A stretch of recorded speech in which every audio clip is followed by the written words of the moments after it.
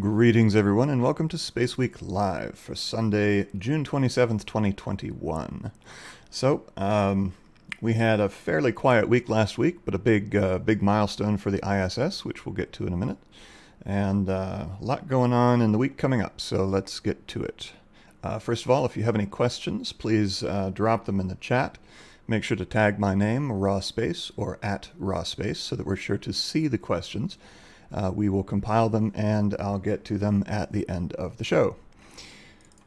So, last Thursday, Russia launched the Pion NKS-1 naval surveillance satellite for the Russian military. Here's the launch from a few different angles.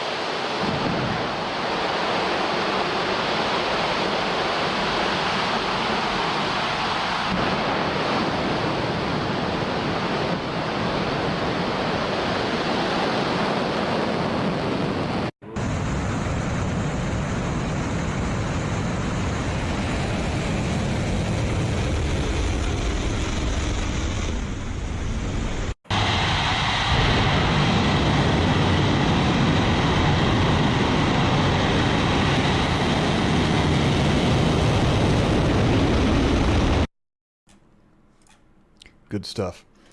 Yeah, maybe old technology, but it is reliable and gets its payloads to where they need to be every time, almost every time. All right, then.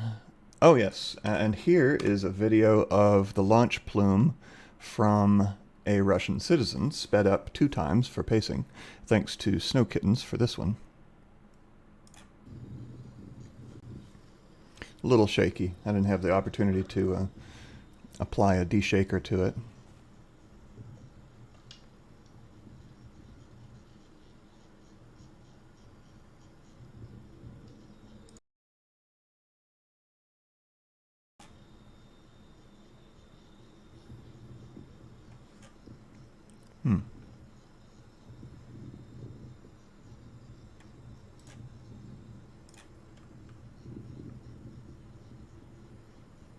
I heard there were numerous UFO reports about this one.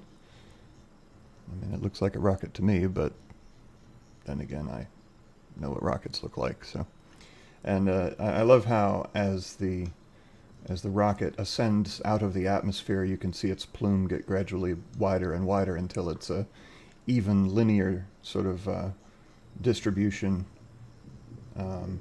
once it's effectively out of the atmosphere.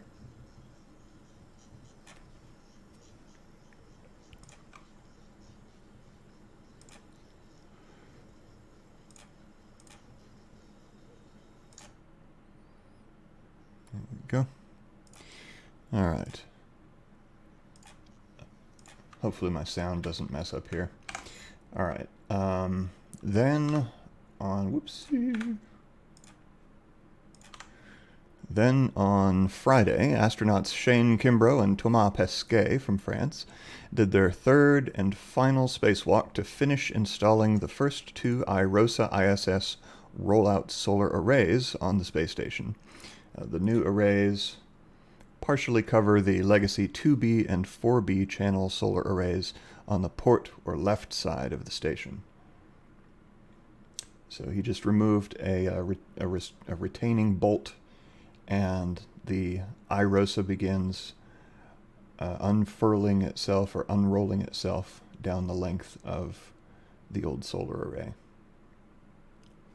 It's interesting how it starts out with the side pieces flat, but then as it unrolls, the side pieces curl up and become rigid to provide it with support on either side. This is played at 2 times speed.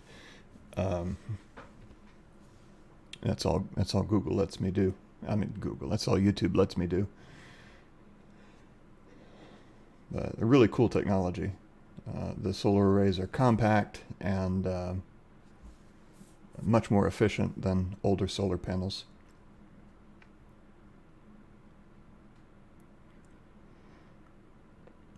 And I believe that the rollout is completely mechanical. I don't believe there's any sort of power motors or anything like that causing this to unroll. I believe it's a completely mechanical process, which is preferable, because whenever you have, motors and electricity and moving parts, that's an additional layer of complexity that can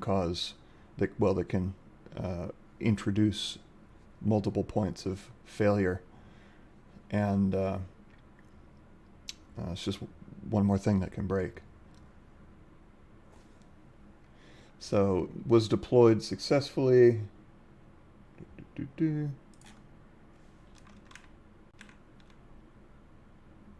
it is. And then here's another clip from the spacewalk. I just wanted to show you this one because it's gorgeous. Look at that brilliant blue ocean below.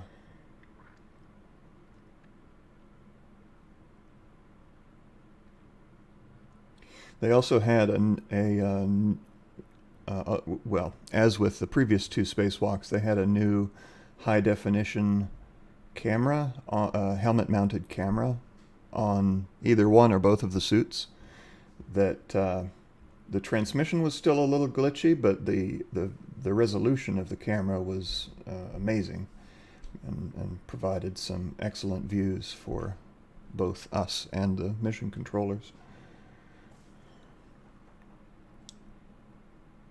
I should probably go through and make a compilation video of spacewalk footage, because it's really something special. Let's see. Okay, looking ahead to this week. So those were the only events last week. Just the one launch and then the spacewalk. Looking ahead to this week, on Tuesday, June 29th, starting at 12 p.m. Eastern, 1600 GMT, the Cygnus SS Katherine Johnson cargo craft will unberth and depart from the ISS, bound for a fiery grave over Point Nemo in the Pacific, along with all cargo craft except for Cargo Dragon, which is recovered. About 3 hours later, at 2:56 p.m. Eastern, 18:56 GMT, a SpaceX Falcon 9 will launch Transporter 2, the second in a series of small-sat rideshare launches for multiple commercial and government customers. And that'll be headed for a sun-synchronous orbit. Then Tuesday's third and final event coverage starts at 7 o'clock p.m. Eastern, 2300 GMT. A Russian Soyuz 2.1A will launch the 76th Progress cargo supply craft to the ISS from Baikonur Cosmodrome in Kazakhstan. Then on Wednesday the 30th, at a time to be determined, we might get to see Virgin Galactic's Launcher 1 rocket launch its Tubular Bells Part 1 mission, delivering 7 small satellites into polar orbit.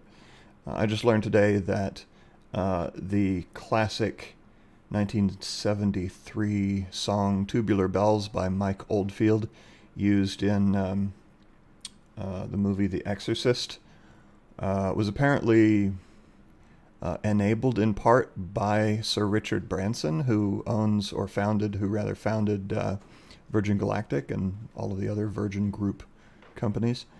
In any case, the name of this mission is an homage to that song.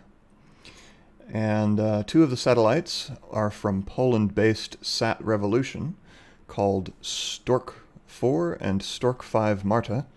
They'll be joining Sat Revolution's small but growing Earth observation constellation. These satellites will be able to talk to each other, and they can process their data and images internally rather than having to transmit all of their raw data to a ground station, which will speed up the process of analysis and whatever crunching of the data. 4 of the satellites are from the Department of Defense's Space Test Program Rapid Agile Launch Initiative, or STP Raleigh, for testing various small format space technologies. What we see very often is that these small sats, CubeSats, nanosats they're either for Earth observation constellations, or they are for technology demonstrations. They're for testing new technologies before they're deployed in a larger satellite format, I guess. And the final payload is, do we have Snow Kittens here? Do we have, we have Mark Deser, okay. The final payload is actually from the Royal Netherlands Air Force. It is their first satellite, called Brick 2. Named after the first airplane flown by the RNAF when it was founded back in 1913, World War I. The Brick, spelled B-R-I-K, oh, yes, that's the first aircraft. The Brick 2 will provide a testing platform for military applications. So that's Launcher 1. And I don't have a time on that, but we'll have to pay attention for announcements from Virgin Galactic on that one. Then on Thursday, July 1st at 8:48 a.m. Eastern, 12:48 GMT, a Russian Soyuz 2.1B will launch OneWeb 8 with 36 more satellites for the OneWeb Internet constellation. That will bring their total number to 254. The current plan is to deploy a total of 6,372 OneWeb satellites. That's down from 47,844 proposed back in May 2020 during OneWeb's bankruptcy proceedings, and up from 648 that were initially planned in 2017. Now, this is described as a Russian Soyuz rocket, and it is launching from Vostochny Cosmodrome in the far east of Russia. However, what we've seen is that Arianespace is somehow involved in all of this, and I'm not sure exactly how that works, because it used to be that the OneWeb launches were managed by Arianespace and launched from French Guiana, but the last few OneWeb launches have been from Vostochnny, and OneWeb is somehow, Arianespace is somehow involved, but I'm not sure exactly in what capacity, because it's not their rocket, it's not their facility, and yeah, but in any case, then on about 12 hours later, on July 1st at 8:48 p.m. Eastern, 12:48 a.m. GMT. Oh, I'm sorry. That was this one. Starting at 8:15 p.m. Eastern on Thursday the 1st, 0:15 GMT on Friday the 2nd, Progress 78P, which launched a couple days earlier, will rendezvous and dock with the ISS. And all of those streams, with the possible exception of Launcher 1, which we're not sure if we're going to get live coverage of, will be available here on Raw Space. All right, let's take a look at your questions, if you have any. Let's see here. Ooh.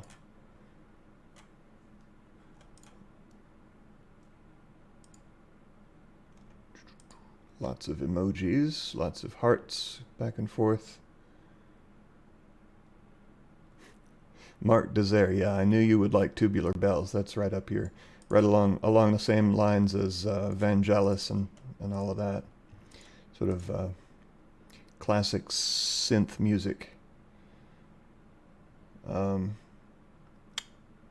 Jimbo Thunderhawk wants to see a Starlink train. You just got to look up the overflight times. Starlink's been kind of quiet in the last couple of weeks, but you know, anytime within a few weeks after a launch, go to either n2yo.com or heavens-above.com, and you can look up satellite overflight times for your location. Crystalline Bacteria asks, why do we need so many satellites? So, well, first of all, launching things into low Earth orbit is cheaper than launching them farther out, because to launch them farther out, you need more fuel, bigger rocket, bigger cost, and so if your mission can be accomplished in low Earth orbit, that's ideal. Not everything needs to be in a high orbit.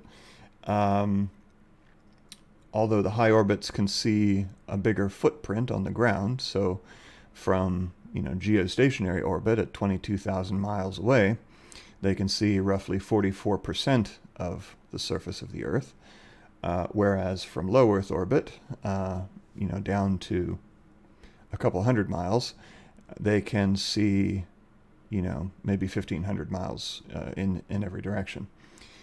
And the reason why we need so many satellites is because, like I said, satellites in low Earth orbit don't have a huge footprint. They can only see maybe a tenth of the world at once. And so in order to provide global coverage, there has to be a lot of satellites.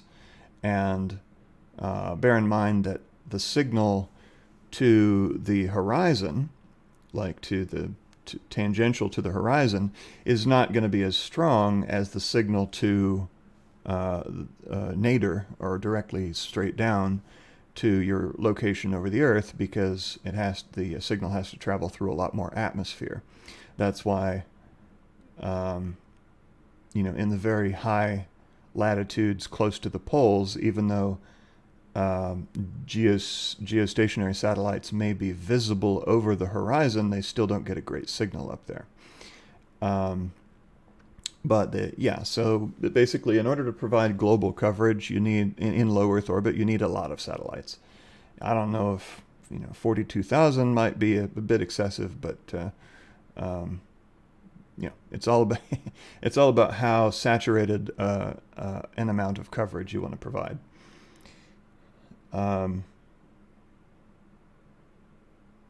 Okay, so Snow Kitten said the window for the launch, I presume, of Launcher 1 is from 1300 to 1600 Universal Time. That's 12, 11, 10. That's starting at 10 a.m. Eastern Time for the Launcher 1 window. And I did see a reference that there would be a live broadcast of this Launcher 1 flight, but, and I guess that's coming from a tweet from their CEO. Scott Dufferland asks, has there been any progress on Lunar Gateway modules? So the Lunar Gateway components are due for launching in the next year or so, I think, some of them. I don't have specifics on that, but I should do some research and maybe come up with a video to look into that, because Lunar Gateway will be essential for the Artemis program, and of course we're all looking forward to Artemis. But yeah, there has been progress. It's just been quiet progress. It's not being trumpeted from the rooftops like some of the other missions going on.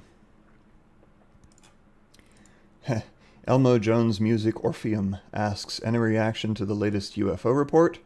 I know there was some report due from either the DoD or from some government agency on unidentified aerial phenomenon, UAPs or UFOs, and I have not read it. I haven't looked at it.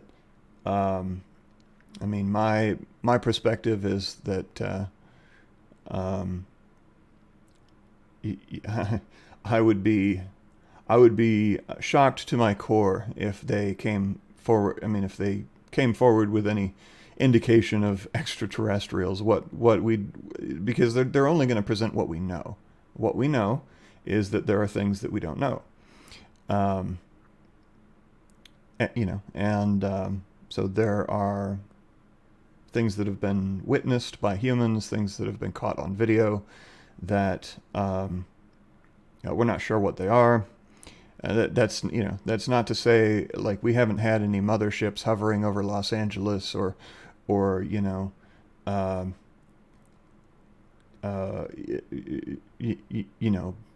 UFO drones shooting green stuff at our aircraft or whatever. But in any case,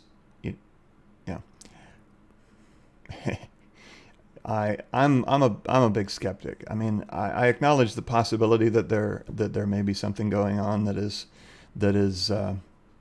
beyond the normal. That's whatever, little green men. Because we can't. I mean, until we know what everything in every video is, I mean, you can't discount it. But chances are that all of the reports of UFOs and UAPs are mundane in nature, simply unexplained, optical phenomenon and misinterpretations of video and things like that. But if if it turns out that that there are Martians playing footsie with the U.S. Air Force or whatever, then cool. Hopefully they don't annihilate us. But until there's actual concrete evidence of these things, I'm gonna look at it with a very skeptical eye indeed.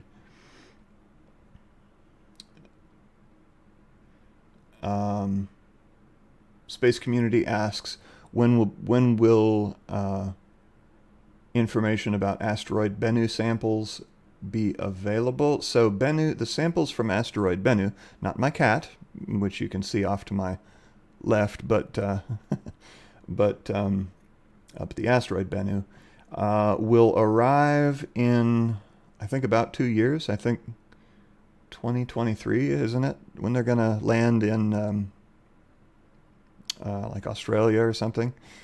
And at that time, they would be collected and then transported to facilities back in the U.S. and study can begin on those.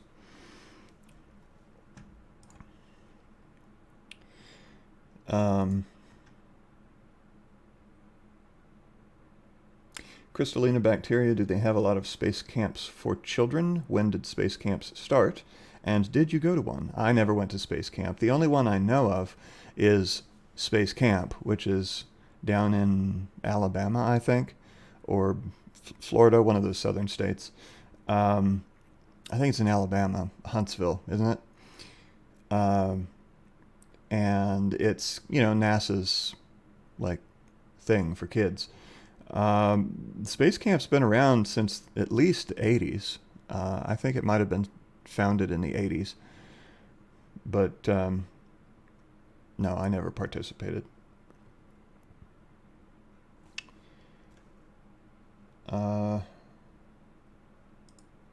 Aaron 032977 went to Space Camp. That's cool.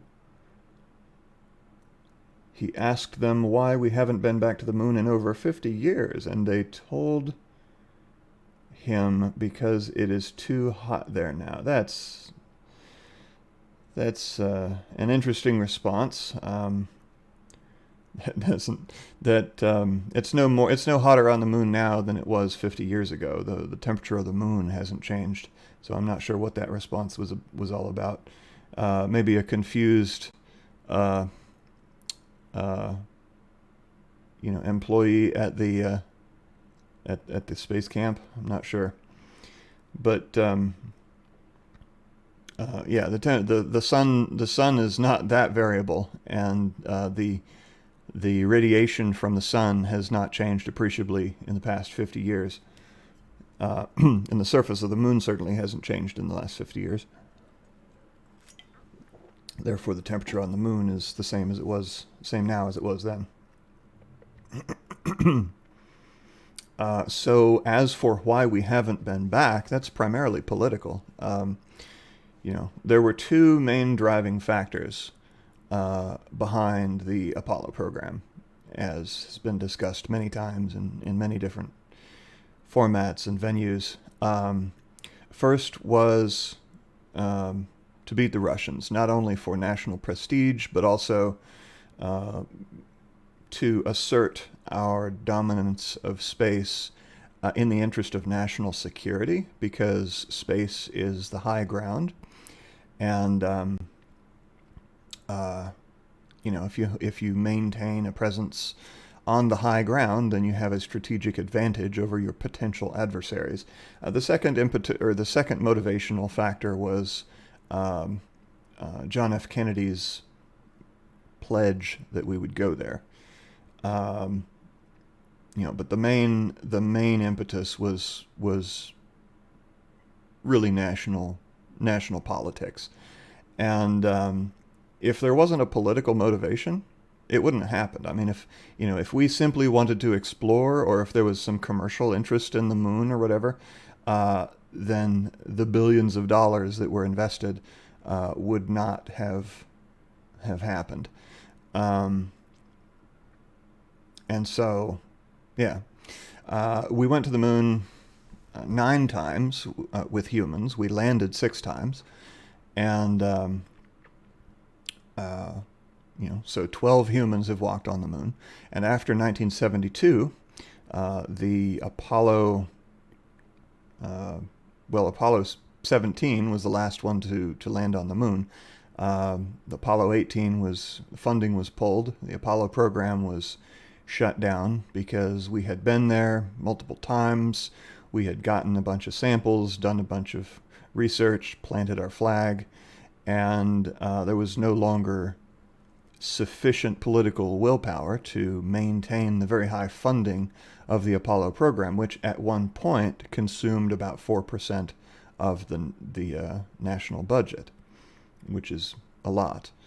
By comparison, NASA gets a fraction of a percent currently. But and as for why we haven't been back, I mean, after Apollo, we had Skylab, which was brief and didn't end so well.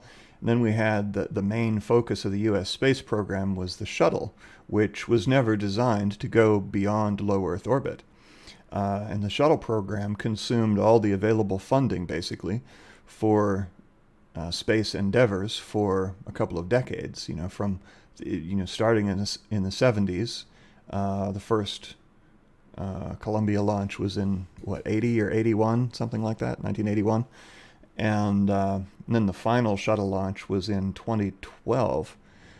So that's a lot of years of very expensive, shuttle program maintenance, and that didn't leave room for another grand, project. Now we've got SLS and Artemis, and it's been slow going. There hasn't been the big political push like there was for Apollo, because we're not really in competition with anybody. I mean, you might say we're competing with China, but China is not an imminent threat to us, to the United States. We have the United States has political differences with China, but it's not a matter of like we're afraid they're gonna get one up on us and pose a threat. I mean, that's not. We already have a very strong presence in space. So now is more about the national prestige of getting back to the moon, and it's taking longer. There's the political will is sort of anemic, I would say. It's not nearly as strong as it once was, and things are much more expensive now. It is very, very expensive to get any kind of large government funded project completed, and that's because of numerous reasons. Safety factors, like we have much more stringent safety considerations nowadays than back in the 60s. Environmental concerns. There have to be studies done and da da da da. I mean, look at the cost of buying a house, like even non-governmental stuff. Look at the cost of buying a house now versus, say, 1969. You could buy a house for, I don't know, $10,000 or maybe $20,000 back then. Now it's going to cost you $200,000, $300,000, $400,000 for an equivalent house, depending on the, or even more, depending on the specific location you live in. And anyway, so there are a lot of reasons why we haven't been back, and it sucks. People who love space would love it if we would go back to the moon. They would love it if we had a bigger space station, multiple space stations, 10 Hubble telescopes up there, looking all over the sky. But those things have to be paid for, and that's not a political priority for the United States. Hopefully at some point it will be. All right, that was long-winded, but okay, so astronauts, Freemasons, they're not, so yeah, no thanks. That's just conspiracy theorist nonsense.